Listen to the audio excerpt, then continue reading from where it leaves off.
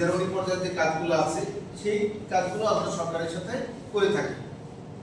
তো বর্তমান যে পদ্ধতি আমরা এখানে আসলে বাস্তবায়ন করতেছি, বিশেষ করে 2023 সাল থেকে আমরা ইউরোপিয়ান ইউনিয়নের অর্থায়নে একটি প্রকল্প এখানে বাস্তবায়ন করতেছি। সামাজিক এবং পরিবেশগত কমপ্লায়েন্স নিশ্চিত করা, লেদার সেক্টরের জন্য সামাজিক এবং পরিবেশগত 2 এর পরে অ্যাডজাস্ট কত করতেছেন 113, তাহলে 13 থেকে 2 এর ডিফারেন্স কত? 0.7।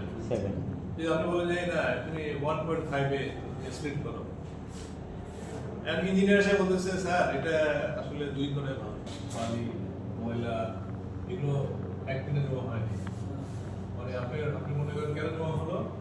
ওই যে আপনার ঠিক মতো যে টেকনিক্যাল বিষয় সেগুলো জানা তার জন্য দরকার, বা কোনটা ওখান থেকে কি কি ক্ষতি হয় সেই বিষয়গুলো একটু জানা থাকলে ভালো। সেই বিষয়ে আসলে এই 2 দিনের ট্রেনিং এ আপনারা জানতে পারবেন, আপনাদের সক্ষমতা বৃদ্ধি হবে।